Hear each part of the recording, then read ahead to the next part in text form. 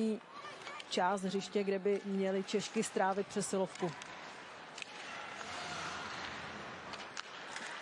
Mlínková ale nedokázala rozehrát, tohle byl tvrdý střed.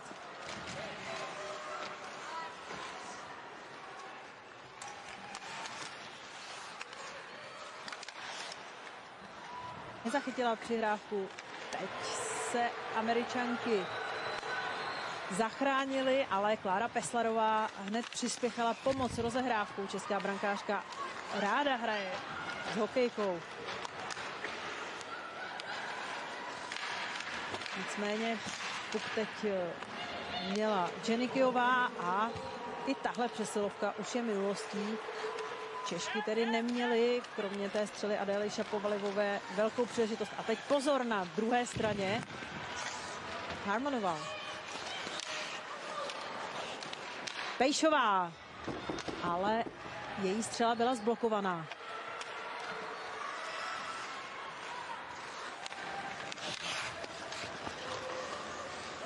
Pejzlová spěchá za pukem. Posledních 20 sekund.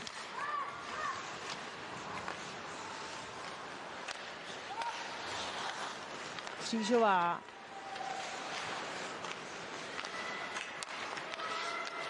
Pejzlová. Trnková.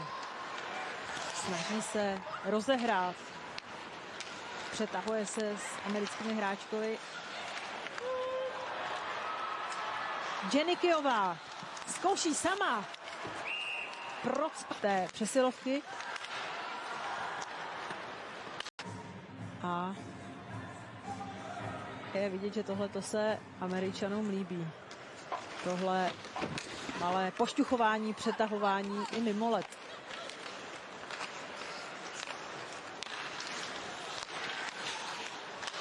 Kellerová.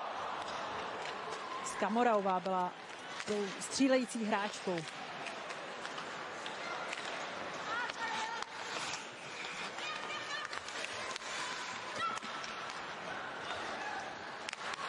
Harmonová hledala. A diváci samozřejmě ožili, protože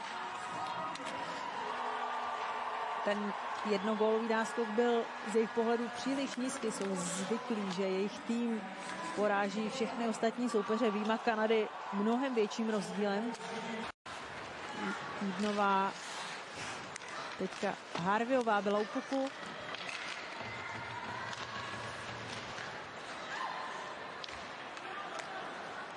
Jídnová pošetřila hodně vteřin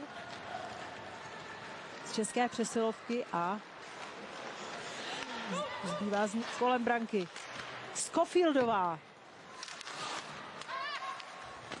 Třeba byla zblokovaná a šla mimo. Jídnová bojovala u mantinelu. Gildejová. Gildejová s Plosovou v souboji. Teď už je puk na druhé straně. Kellerová.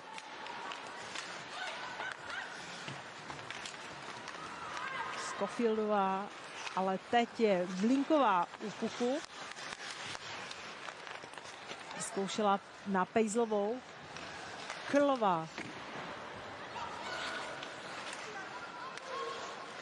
Hat-trick proti českému týmu. Měla tam kromě těch 3 gólů i jiné situace dnes opravdu ve skvělé formě. Tahle ta hráčka první americké útočné formace je dnes opravdu těžkou k zastavení.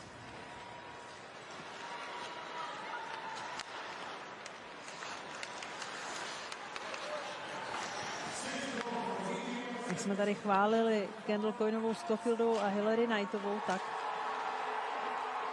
tentokrát v roli přihrávajících hráček, protože Alex Carpenterová, jejich spoluhráčka v té první formaci, dnes má vyplaval. Češky jsou pořád v držení. Pejšová. Mlínková. A udržela puk. Mlínková stále. Čajanová.